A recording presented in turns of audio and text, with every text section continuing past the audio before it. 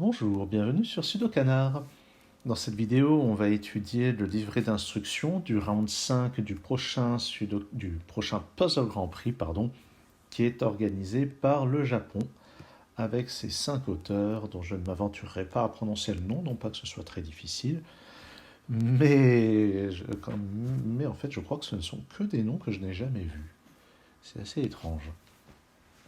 Le programme est copieux avec 23 problèmes d'une difficulté extrêmement variable puisqu'on descend à 4 points et on monte à 173 points avec des scores beaucoup plus standards entre les deux, une vingtaine, une trentaine, quarantaine, cinquantaine.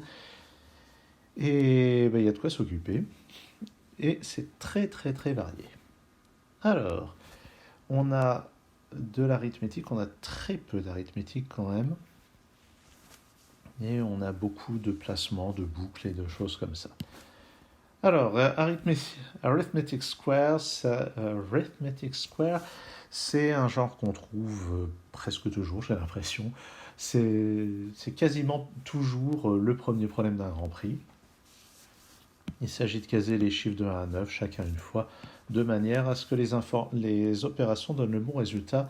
Il faut quand même faire attention à une chose, c'est qu'il y a des parenthèses qui sont sous-entendues. Par exemple, ce 75, c'est 9 plus 6, le tout multiplié par 5, alors que d'habitude, quand on écrit... qu'est-ce que j'ai fait?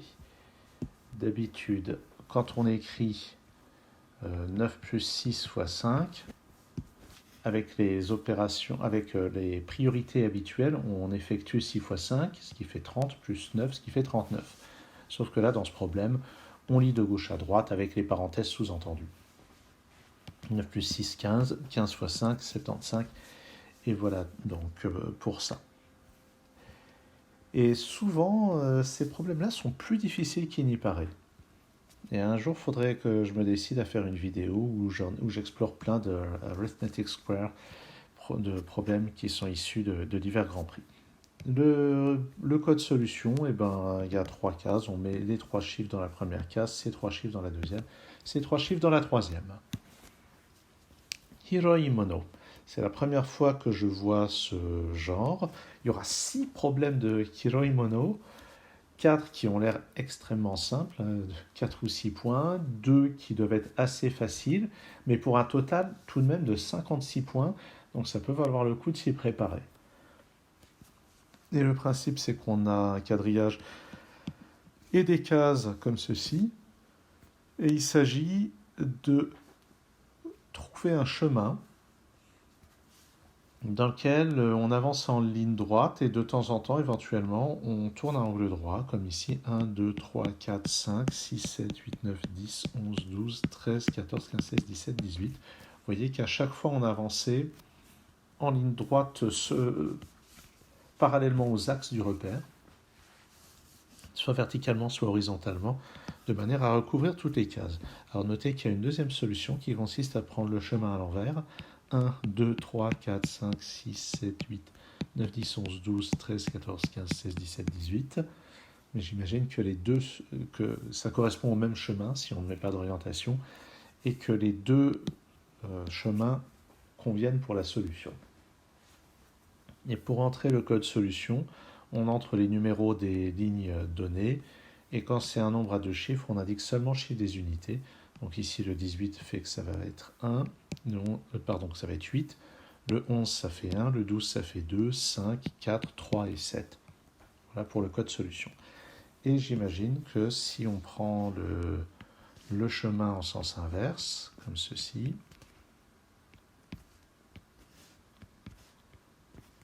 donc à ce moment-là, on est à 9, 10, 11, 12, 13, 14, 15, 16, 17, 18. Et on a un autre code solution qui est tout aussi valide. Alors peut-être que dans les problèmes qui seront posés, il y a des chiffres qui seront déjà mis, ce qui fait qu'à ce moment-là, ça lèvera l'ambiguïté entre les deux orientations du problème, des deux solutions. Four Winds, ça c'est un très grand classique que je ne fais jamais parce que c'est comme ça. Donc le but c'est au départ de chaque indice chiffré de mettre des flèches, des flèches qui partent. Chaque case de la grille en dehors des chiffres doit être occupée par exactement une flèche, et la somme des longueurs des flèches, c'est le nombre indiqué. Donc sur ce problème, il y a un moyen simple de démarrer, qui est que pour ce 6, verticalement, on a un maximum de 4, donc on a forcément ça, au minimum. Le 2 maintenant est forcément horizontal, et on voit qu'il ne peut pas arriver jusque-là, le 2. Ah si, il pourrait arriver jusque-là. Alors, il pourrait arriver jusque-là. Comment on va faire? Comment est-ce qu'on fait pour choisir? Le 2 pourrait venir jusque-là. Ah, mais celui-ci, cette case ne peut être atteinte que par le 2. Voilà. Il faut avoir les raisonnements des cases qui ne peuvent être atteintes que par certains chiffres. Cette case peut être atteinte aussi bien par le 6 que par le 2. Mais maintenant que le 2 est allé une fois de ce côté-là, il ne peut plus aller jusqu'ici. Donc il n'y a que le 4 qui peut atteindre ça. Et le 4 ne peut plus en prendre qu'une des deux. Et puis, cette case, maintenant, ne peut être atteinte que par le 2, puisque le 4 n'a plus qu'une case à prendre. Et maintenant que ce 2 a pris une case verticalement, il ne peut en prendre qu'une horizontalement. Donc celle-ci ne peut être atteinte que par le 4, qui est donc saturé. Et celle-ci ne peut être atteinte que par le 6, qui n'est pas encore saturé, mais ça ne saurait tarder. Le 3, maintenant, n'a accès qu'à 3 cases. Donc on va être obligé de les lui donner. Et notre 2, pour être saturé, est obligé d'aller là. Cette case n'est atteinte que par le 2. Le 2 se sature comme ceci. Cette case n'est atteinte que par le 2. Et la dernière par le 6. OK. Et pour le code solution, dans chaque colonne, il y a une case marquée d'un point.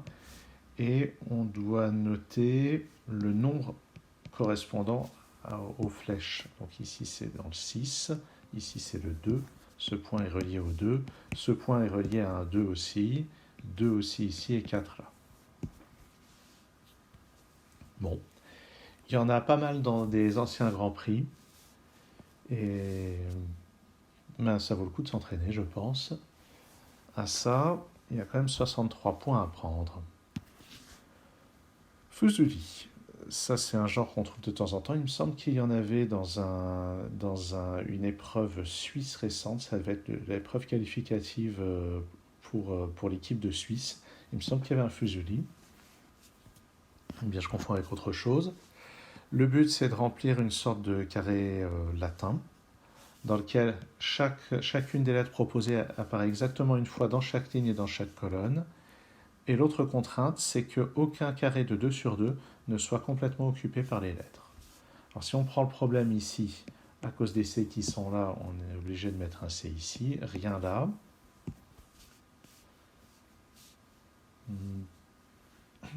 Les deux autres C vont être... Voilà, sur cette ligne, le C ne peut être que là. Et le dernier va être là. Donc là, on a plusieurs lignes, colonnes qui sont complètes. On évite de remplir des carrés de 2 sur 2. Dans cette colonne, maintenant, il me faut encore deux chiffres, ou plutôt 2 lettres. Il me faut un A et un B ici et là. Il me faut aussi une lettre de chaque ici. Ici aussi, il me faut une lettre. Donc ici, c'est un A. Ici, c'est un B. Ici, c'est un A. Ici, il n'y a rien. Il me faut encore un A et un B en première ligne. C'est donc comme ça. Et on conclut de cette manière. Bon, c'était un exemple très très simple. Et donc, on doit pouvoir en trouver dans les archives. Alors, est-ce que j'en trouve? On verra. Bon. Si, je ferai peut-être des vidéos dessus. Akari, donc ça c'est un grand classique. Il s'agit de placer des ampoules dans certaines cases, avec la contrainte que, d'une part, le numéro ici soit le nombre d'ampoules adjacentes à ceci, horizontalement ou verticalement. Par exemple, il ne peut pas y avoir d'ampoule ici à cause du 0, mais on n'exclut pas qu'il y en ait en diagonale. Et c'est même nécessaire qu'il y en ait en diagonale un certain nombre. Et chaque case doit être éclairée par au moins une ampoule, et par contre, une ampoule ne peut pas éclairer une autre. Donc sur ce problème, ce 4 nous indique qu'il y a des ampoules ici, et elles éclairent tout ça, comme ceci. Maintenant, puisque ces cases sont éclairées, elles ne contiennent pas d'ampoule, donc pour saturer ce 1, on doit mettre une ampoule ici, qui éclaire ça et ça. Cette case ne peut être éclairée que par elle-même. Ce 2, maintenant, pour le saturer, on est obligé de mettre des ampoules ici et là. Comme ceci. On va saturer ce 2 aussi.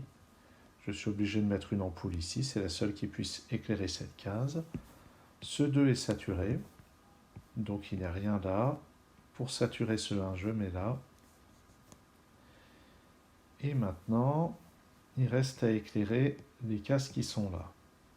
Une solution, c'est de mettre une ampoule là, une ampoule là. Ah non, ça ne marche pas. Pour éclairer cette case, je suis obligé de mettre une ampoule ici. Pour éclairer cette case, je suis obligé de mettre une ampoule ici.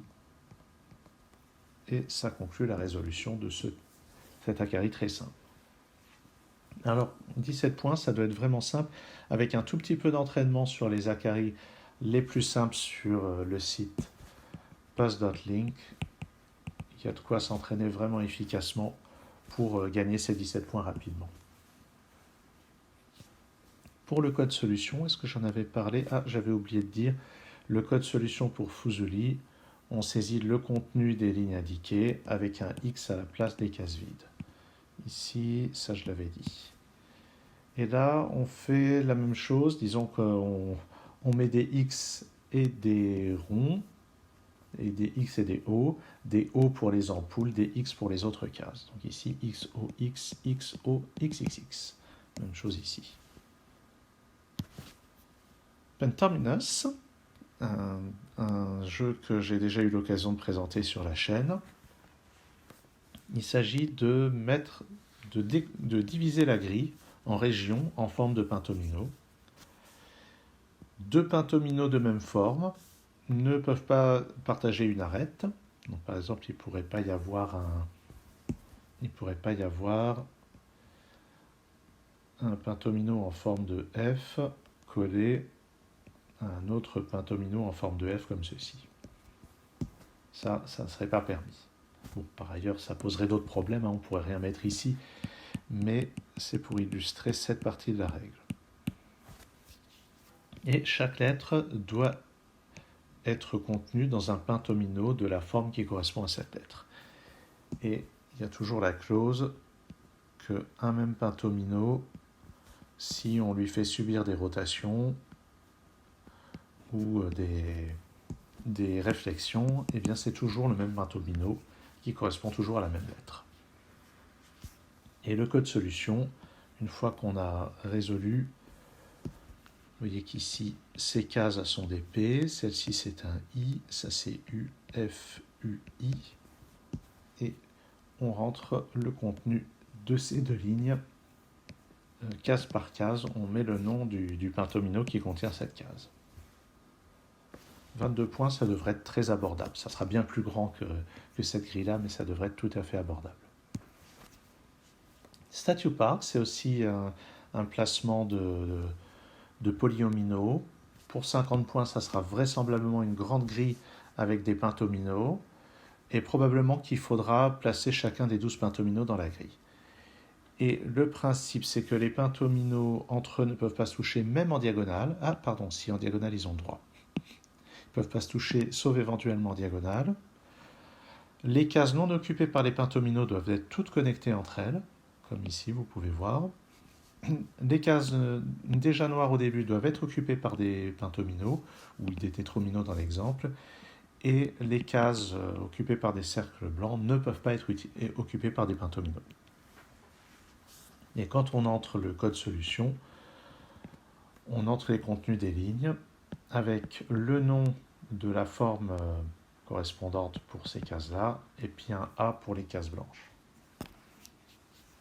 50 points, ça ne devrait pas être donné. Pour s'entraîner, il y a des statioparks sur des anciens Grands Prix. J'ai dû en corriger sur la chaîne.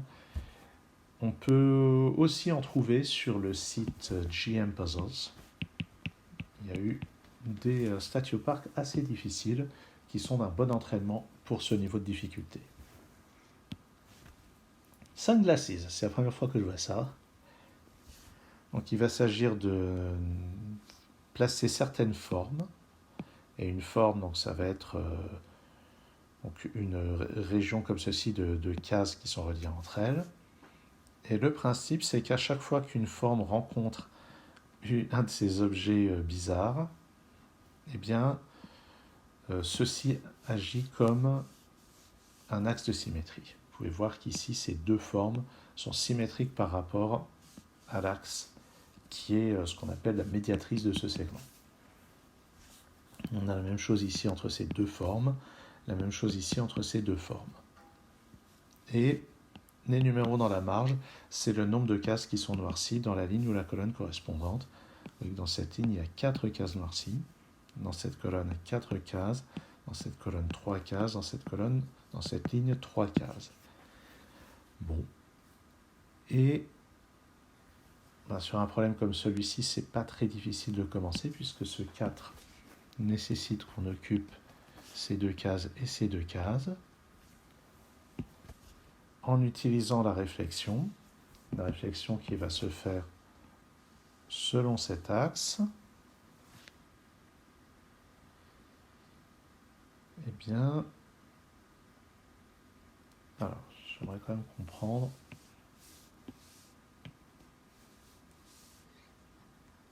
Ah oui, d'accord. Les cases qui sont là-dedans sont noircies aussi. Ok. Donc ces cases-là sont noircies aussi.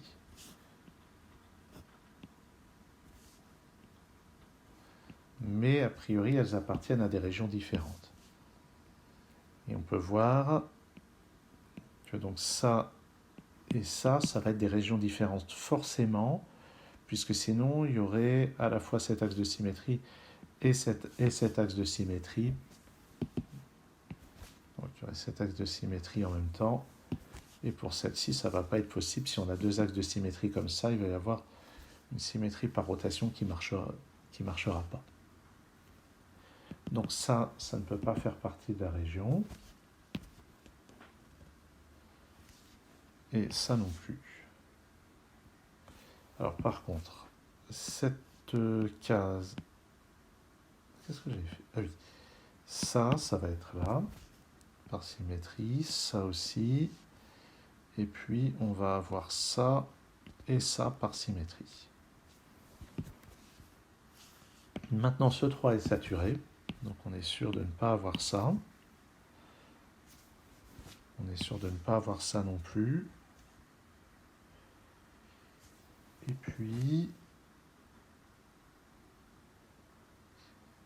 comment est-ce qu'on conclut? Ce 3 est saturé aussi, donc on est sûr de ne pas avoir ça. Et puis, il reste la question que... Alors, les parties qui sont symétriques ne doivent pas se toucher entre elles, c'est-à-dire qu'il ne peut rien y avoir ici.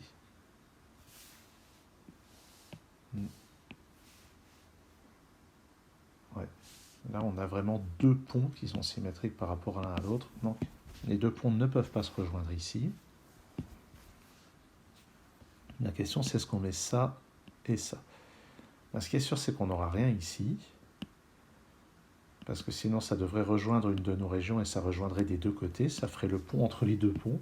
Donc, il n'y a rien ici. Et pour saturer ce cadre, je suis obligé de colorier tout ça. Je mets ça par symétrie. Je mets ça par symétrie. Et maintenant, là, on a un pont qui est complet puisqu'il ne peut plus déborder ailleurs. Donc, ce pont est complet. Je suis sûr de ne rien avoir ici. Et maintenant, ce pont est complet. Donc, je suis sûr de ne rien avoir ici. Voilà comment on peut résoudre ça par la logique. Bon, il faudra voir ce que ça donne. Pour des grilles à 31 et 41 points, ça doit demander un petit peu de travail quand même. Le code solution, pour chacune des lignes, on va mettre des O pour les cases noircies et des X pour les autres cases. Donc OO, X, OO, X. XO, XO, XX. Slitherlink. Bon, ça, c'est vraiment un grand classique présenté de nombreuses fois sur la chaîne. Il y a un grand classique de ceux que j'arrive très bien à résoudre, sauf quand c'est dans un concours. Le but, c'est de tracer une boucle quelque part dans la grille, le long du quadrillage, une seule boucle, et chaque indice chiffré, c'est le nombre parmi les 4 segments qui l'entourent qui sont occupés par cette boucle. Donc ici 3, ici 2, ici 1. Je vous renvoie aux diverses vidéos sur le sujet et vous trouvez sur le web, y compris sur Sudokanar. Natural Signpost. J'ai souvenir d'avoir vu ça dans un puzzle Ramayan il y a quelques temps. Il s'agit de placer des chiffres dans certaines cases. Et le principe, c'est que dans une région donnée, on nous donne un chiffre, ou pas toujours, dans cette région, on ne nous le donne pas. Et le principe, c'est que dans une même région, les chiffres sont tous les mêmes, et c'est celui qui est indiqué lorsque c'est indiqué.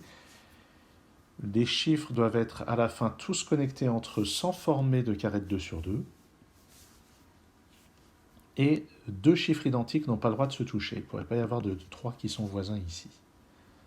Donc, par exemple, on est sûr qu'ici, il n'y a pas de 3 qui se touchent latéralement. Donc,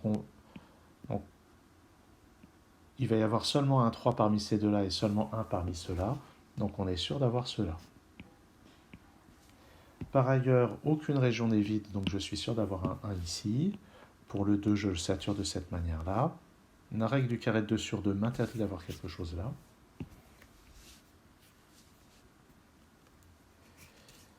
Et puis, donc, dans cette région, je dois placer des 3. Ils ne peuvent pas être collés à des 3 déjà présents. Donc la seule manière de les placer, c'est ici. Cette partie-là doit se connecter au reste, donc je suis certain d'avoir un 4 là. Là-dedans, je dois remplir 4 cases, mais je ne peux pas remplir ces deux-là, ça ferait un carré de 2 sur 2. Donc je vais remplir celle-là. Je n'ai rien ici, je n'ai rien là à cause du carré de 2 sur 2. Le dernier 4 est donc ici. Maintenant, je dois placer 3 fois le chiffre 3. Je ne peux pas en placer 2 ici, ça ferait un carré de 2 sur 2, donc je mets ces deux-là. Je ne mets pas celui-ci, je mets celui-là. Ils ne doivent pas se toucher, donc c'est comme ceci. La règle du carré de 2 sur 2 fait que je ne mets rien ici, je mets un 3 là. Alors, regardons ce qui est relié. Donc la partie reliée fait déjà ça ici. Et ça par là. Et il va falloir relier encore tout ça. Et là-dedans, on ne sait pas encore si on met un 1 ou un 2. Et il nous reste à placer 3 fois le chiffre 3 là-dedans. Ce qui est sûr, c'est qu'il n'y en aura pas 3 ici. Il y en aura maximum 1 là. Alors, comment est-ce qu'on va faire ça? Bon, si on regarde la solution, on voit qu'ici, il y en a 2, donc il n'y aura pas tellement de choix. Une fois qu'on en aura mis 2 ici, ça sera forcément là, là et là. Est-ce que c'est possible de mettre seulement 1? Il ne faut pas oublier que tout doit être connecté. Ah, et puis, oui, une chose à laquelle il faut penser, c'est que ce 4 n'est pas à côté d'un 4. Ça, c'est important. Donc maintenant, dans les 4 cases qui restent, on en occupe 3, et on n'en occupe pas plus d'une là-dessus. Donc on est sûr d'avoir un 4 ici, un 4 là. On est donc obligé de passer par là pour se connecter. Et maintenant, si je mets seulement un 1 ici, je vais devoir me connecter par là-haut. Et cette partie-là va devoir se connecter par ici. Mais si je me connecte par là-haut et par ici, je fais un carré de 2 sur 2. Donc ça ne peut pas être un 1. Donc ça va être un 2. Et il n'y a rien ici. Le dernier 4 est là. Et on a bien tout qui est connecté. Le code solution, c'est pour chacune des lignes indiquées. la liste des chiffres en mettant un X à la place des chiffres manquants. 4, 4, 3, X, 1, X. Et ici, 4, 3, 3, X, 3, X. 44 points, ça ne devrait pas être donné, mais c'est des problèmes, pour le souvenir que j'en ai, qui se font véritablement avec de la logique. Encore un non-row signpost, mais là, en plus, c'est un yin-yang. Et yin-yang, ça veut dire qu'il va y avoir d'une part les cases occupées par un chiffre, d'autre part les cases pas occupées par un chiffre. Et la règle du 2 x 2, a priori, va s'appliquer non seulement pour les chiffres, mais aussi pour les cases non marquées. Alors, non, c'est pas précisé. Ah si, c'est précisé. Aucun groupe de 2 sur 2 n'est entièrement marqué avec des chiffres, et aucun groupe de 2 sur 2 n'est entièrement non marqué. Par ailleurs, les chiffres doivent être connectés entre eux, et les non-chiffres aussi. Et puis sinon, c'est la même règle que précédemment. Alors si on regarde ici, sur cet exemple, on est obligé de mettre les 1 ici. Et là, je suis obligé de mettre des 2, puisque je suis obligé de mettre au moins un chiffre. Et s'il est ici, ça ne peut pas être un 1. S'il est ici, ça ne peut pas être un 1. Un 1, ça va donc être un 2. Je ne peux pas mettre un 2 dans cette case. Par contre, les 2 vont donc être là-dedans. Ici, je ne mets rien. On est dans un yin-yang, et dans un yin-yang, on ne peut pas avoir de motif en damier, ce qui signifie qu'il ne peut pas y avoir 2 chiffres sur une diagonale et 2 non-chiffres sur une autre diagonale. Bon, sinon, il n'y a pas besoin de faire aussi compliqué. On sait que celui-ci doit sortir pour aller se relier aux autres croix. Une autre logique de yin-yang, c'est que on a 2 composantes dans le contour, et il doit y avoir une composante avec que des chiffres et une composante avec que des non-chiffres. Et là, avec les croix qui sont déjà là, on est obligé de mettre des croix tout le long. Maintenant, pour éviter d'avoir un carré de 2 sur 2, je suis obligé de mettre un chiffre ici. Donc je mets point d'interrogation. Même chose ici, même chose ici. Et puisque là j'ai des chiffres, pour éviter d'avoir un carré de 2 sur 2 avec des chiffres, je suis obligé de mettre une croix ici. Et mon point d'interrogation est donc un 3. Bon. On a un problème qui était vraiment simple. Et on peut vérifier que chacune des 2 parties est d'un seul tenant. 47 points, ça risque d'être assez difficile, mais là aussi, ça doit se faire vraiment purement avec de la logique. Et ça combine les logiques de yin-yang et de non-row signpost. À mon avis, ça sera vraiment un problème très intéressant. Et le code solution, c'est pareil que pour non-row signpost. x3, 1, 3x, xx6 de 2, c'est ça. Maxiloop.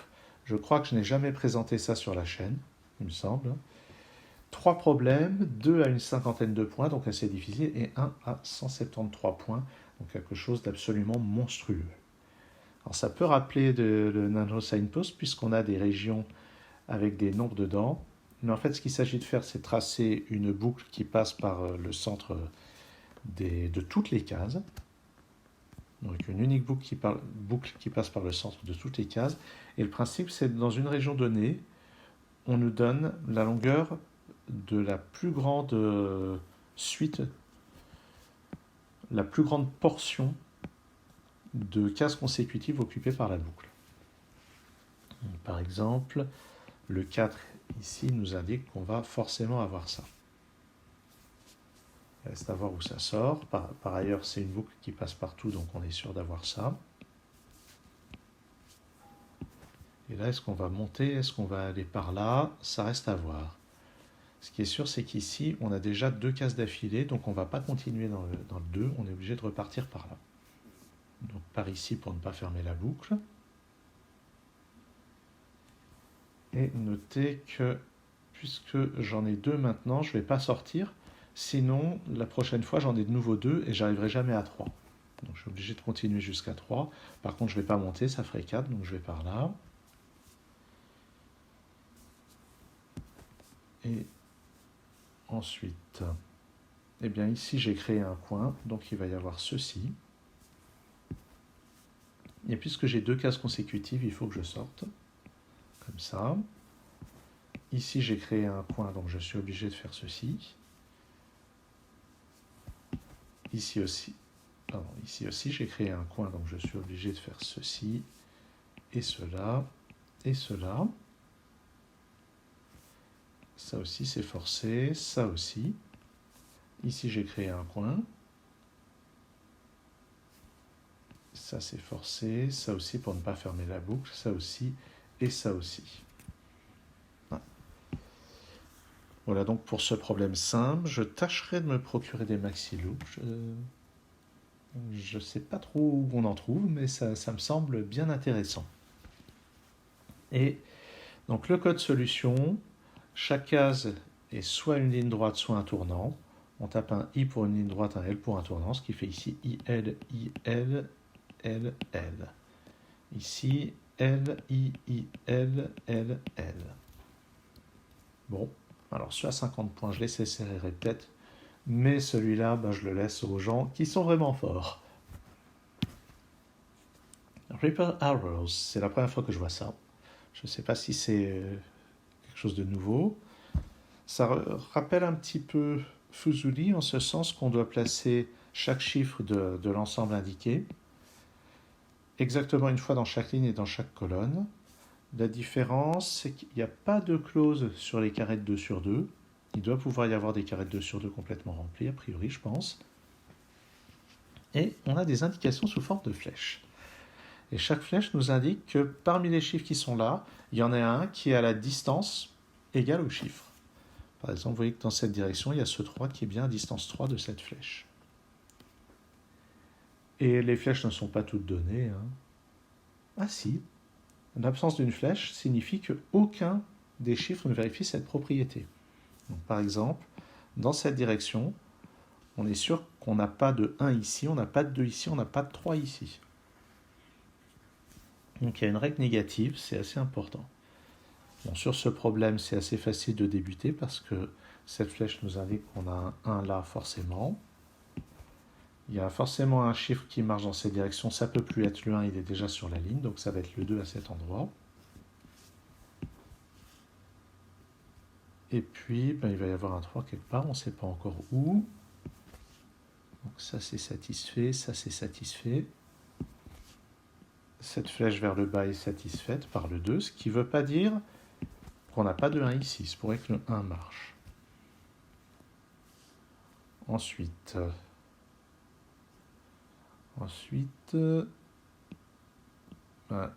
là, cette flèche en biais, ça va être avec un 1 ici ou un 2 là.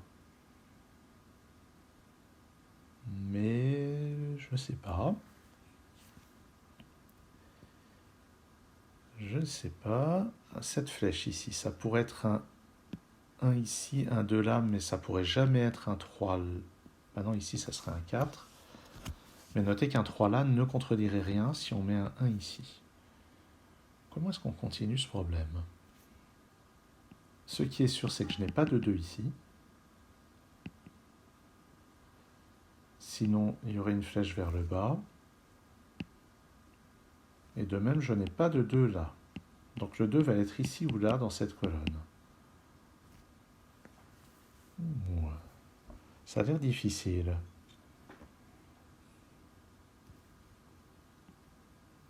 Alors notons que ici, l'absence de flèche nous dit qu'on n'a pas de 1 ici, on n'a pas de 1 là, on n'a pas de 1 non plus.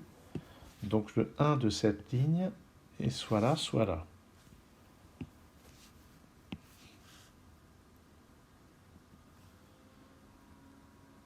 Dans cette colonne, on pourrait avoir le 1 ici. Ouais, on pourrait l'avoir n'importe où, sauf là.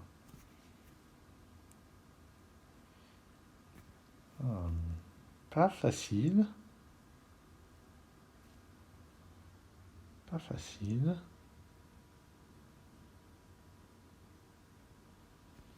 Cette flèche, il va y avoir une de ces cases avec 1, 2 ou 3.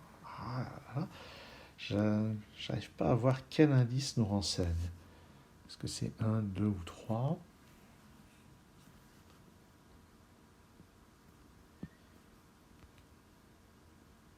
Je je suis assez désemparé pour trouver le prochain chiffre à placer. Ce qui est sûr, c'est que je n'ai pas le 1 ici, sinon il y aurait une flèche vers le haut. Je n'ai pas de 1 ici non plus. Je n'ai pas de 1 ici. Donc je vais avoir un 1 ici ou là. Non, j'ai pas de 1 ici, sinon il y aurait une flèche en biais ici. Donc j'ai forcément un 1 là. Ce qui satisfait ça. Donc maintenant, la flèche vers le haut, je sais que c'est pas un 2. C'est pas un 1, donc c'est forcément le 3 qui réalise la flèche vers le haut. Donc j'ai le 3 en troisième position ici. Et ce 3, cette flèche aussi est satisfaite. Ensuite, donc, ah non, j'ai pas de flèche par là. Ça m'indique juste que je n'ai pas de 3 ici. Donc là, pas de problème. Ici, il faut que je fasse attention à ne pas avoir de 2 ici, ni de 1 là. Donc je dois faire attention ici à ne pas avoir de 1. Ah mais non, non. Cette flèche autorise, la flèche que j'ai barrée autorise à avoir un 1 ici, à avoir un 2 là. Mais je n'aurai pas de 2 ici à cause de l'absence de flèche verticale. J'aurai pas de 2 ici. J'ai pas de 2 ici, donc le 2 de cette ligne est là. Ce qui satisfait doublement cette flèche. Et doublement cette flèche. Ensuite, notons que cette flèche ne sera pas satisfaite par un 3, puisque le 3 nous amène ici. Donc il y a au moins un 1 ici ou un 2 là. Un 2 ici, ça pourrait marcher avec cette flèche.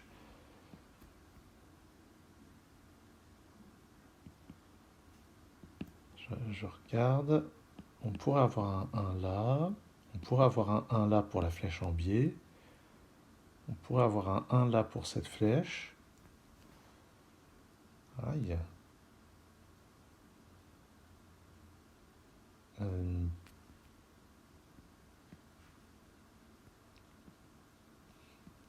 peut avoir un 2 ici, c'est d'ailleurs ce qu'il y a dans la solution. Un 2 ici, ça ne semble pas gênant. Sauf que si je mets un 2 ici, sur cette ligne, le 2 ne pourra aller que là, et il faudrait une flèche verticale ici. Donc sur cette ligne, le 2 ne peut aller que là. Je n'ai rien ici. Cette flèche est satisfaite. Il me faut maintenant un 1 et un 3 là-dedans. Le 1 n'est pas là. Il pourrait être là, ça serait cohérent avec cette flèche. Ça ne serait pas cohérent avec cette case. Cette case interdit de mettre un 1 ici. Donc le 1 est forcément là.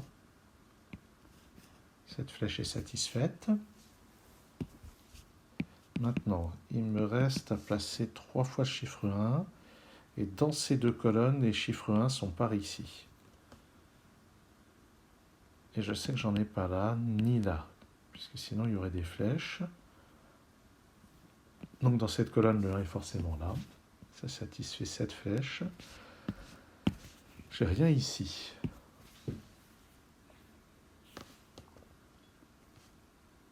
Et puis, donc il me faut encore un 1 par ici, mais il n'y a pas de flèche là. Donc le 1 va là, et le dernier 1 va ici.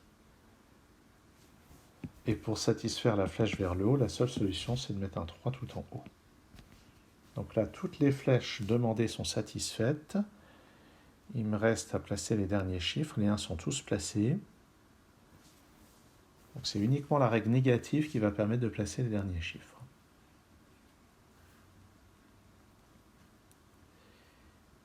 Voyons. Comment est-ce qu'on va faire ça? Donc j'ai pas de 2 ici, je vais avoir un 2 ici ou là. Mais un 2 ici nécessiterait une flèche vers le haut là, donc j'ai ce 2 ici. Rien là-dedans. Dans cette colonne, il me faut un 3. Bon. Dans cette colonne aussi, il me faut un 3. Je sais que j'en ai pas ici, parce qu'il n'y a pas de flèche vers la droite.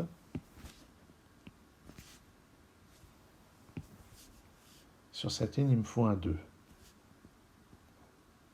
Il peut être là. Ah non, il peut... Si. Si c'est compatible avec cette flèche. Non, il ne peut pas être là. Donc j'ai un 2 ici ou là. Dans cette colonne. Le 3 ne peut pas être ici. Parce qu'il y aurait une flèche vers le haut.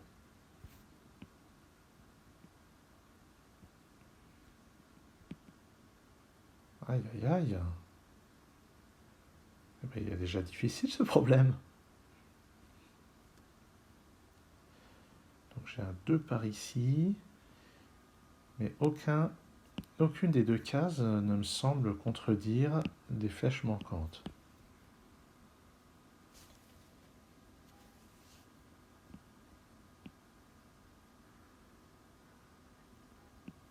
Comment est-ce qu'on place ces derniers?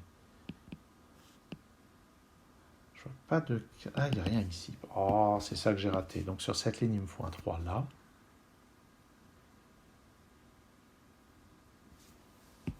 Et puis...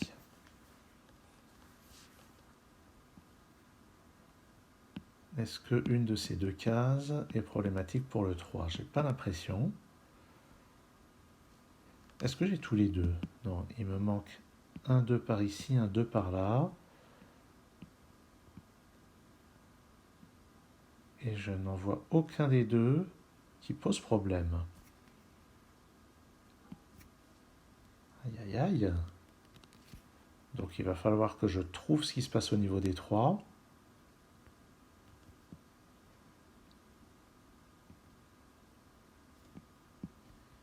Et je n'y arrive pas.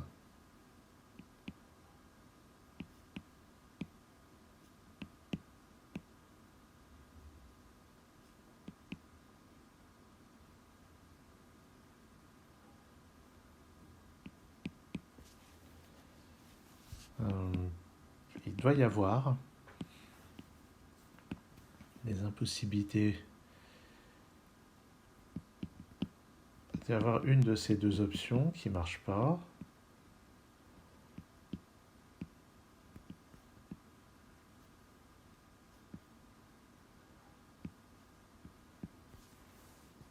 Alors, si j'essaye de prendre celle qui n'est pas la bonne solution, si je mets les deux ici, ça oblige à mettre un 3 là, un 3 là, un 3 là.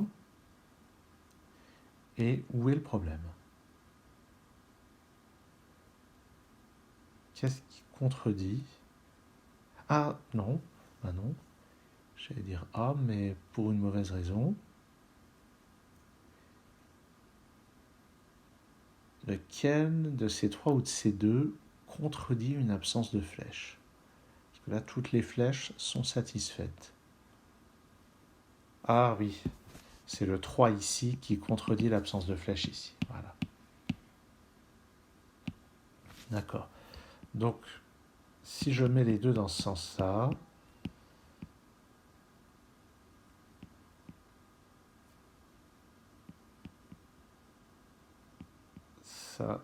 ça force un 3 ici, et ça finit par forcer un 3 qui ne peut pas être là. Voilà, c'était ça. Donc les deux sont sur l'autre pseudo-diagonale. Il n'y a rien ici. Donc les deux sont placés. Maintenant, il faut répartir les 3 dans ces cases. Et pourquoi est-ce qu'il y a une unique solution? Parce qu'il doit y avoir une case interdite quelque part. Ah, c'est l'absence de flèche ici. L'absence de flèche ici m'interdit de mettre un 3 ici. Ce qui force à mettre un 3 là. Voilà. Et puis, il y a une autre case interdite. Celle-ci, celle-là.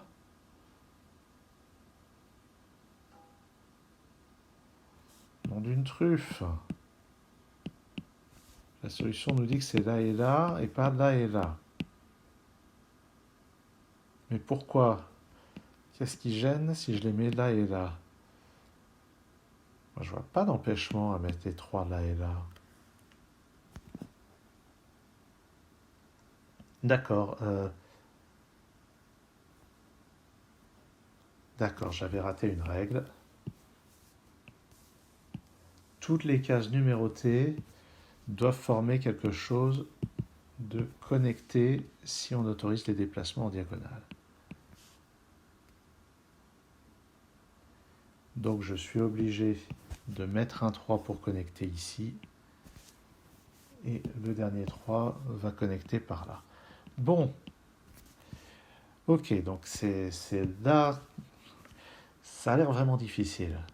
Toutes les contraintes, ben voilà ce qui se passe quand on lit pas les règles. On passe un temps fou à perdre son temps comme ceci. Donc il y a une règle qui est que les cases numérotées doivent être connectées euh, latéralement et en diagonale. Ce qui obligeait dès le début à occuper ces cases-là. Bon, j'espère que quelqu'un fera un problème d'entraînement. Allez, 46 minutes déjà, on va regarder le dernier, double choco. Un genre déjà présenté sur la chaîne, mais sans 2 points, ça doit être extrêmement difficile. Donc là, le canard va faire l'impasse, je crois. Donc double choco, il s'agit de diviser la grille en régions, comme ceci. Chaque région va être la réunion d'une région grisée, le chocolat gris, et d'une région non grisée, le chocolat blanc, de même forme. Vous voyez, 3 ici, 3 là, 1 et 1, 1 et 1, 4 et 4, 3 et 3, 2 et 2, 4 et 4. Et donc le fait que les régions soient grisées ou pas, les cases grisées ou pas, c'est donné dès le départ. Et ces carrés sont un petit peu gênants, je trouve, par rapport à ce dont j'ai l'habitude. Et chaque numéro, c'est le nombre de cases de la même couleur dans la région qu'il occupe. Voilà. Et il peut y avoir plusieurs numéros dans une région. Donc, par exemple, ici, ce 1 blanc est forcément lié à ce 1 gris. Même chose pour ce 1 gris qui est forcément lié à ce 1 blanc. Le 3 gris ici est forcément comme ça, ce qui fait que le 4 gris est forcément comme ça. Le 4 blanc ici est forcément comme ça. Et il doit être lié à une forme du même type, un L de Tetris quelque part là-dedans. Et qui est collé à cette partie-là. Donc ça va être collé par là ou par là. Par là, ça ne marcherait qu'en prenant les 3. Et par là, ça pourrait éventuellement être ça. Mais en fait, non. Parce que ça fait partie d'un 3 qui est relié par ici. Le 3 ne peut être connecté qu'à un 3 gris, ne peut être connecté que par là. Donc le L va forcément être... Le L va être forcément... Comment? Ah non, pardon. Ce 3 peut être connecté à ça aussi. Et en fait, c'est forcé. Parce que si j'essaye de mettre le 3 comme ça, mon 4 va être forcément comme ça et j'aurai cette case qui sera isolée. Ou plutôt, j'ai plus assez de cases pour former un 3 là. Donc c'est pas possible, le 3 n'est pas collé par ici. Donc le L est soit comme ça, soit comme ça. Mais il va prendre ça. Le 3 va par ici. Et la seule manière de se coller, c'est justement de venir par là. Et là, on voit qu'on a bien une région de 2 avec 2. Et on ne pourrait pas la découper autrement, sinon cette case serait isolée. Le 3 ici doit se relier quelque part par là. Ah, et ce 4 doit se relier à un L. Donc on pourrait penser à ça. Ben non, il ne peut pas utiliser le 3. Donc ça va être ça ou ça. Mais si je fais ça, mon 3 sera en 2 morceaux. Donc ça va forcément être comme ça. Maintenant j'ai mon 3 qui va forcément être relié de cette manière-là. Et ça conclut la division. Pour chaque case grisée, on donne la taille, le numéro correspondant. Ça c'est dans un 4. Ça c'est dans un 3. Ça c'est dans un 3. Celui-ci dans un... Pardon, c'est celui-ci dans un 2. Celui-ci c'est dans le même 2. Et celui-ci c'est dans le 4. Voilà pour cette longue vidéo d'exploration de ce livret d'instructions. Il y a vraiment de quoi s'occuper et il y a vraiment des genres difficiles. Je pense que ce Ripple Arrows va être difficile. Il faut réussir à jongler entre toutes les clauses. Ça va... Ouais. Il faut être sûr de son coup pour se lancer là-dedans. En tout cas, ça a l'air d'être vraiment très intéressant. Merci d'avoir suivi cette vidéo. À très bientôt sur Sudokanar.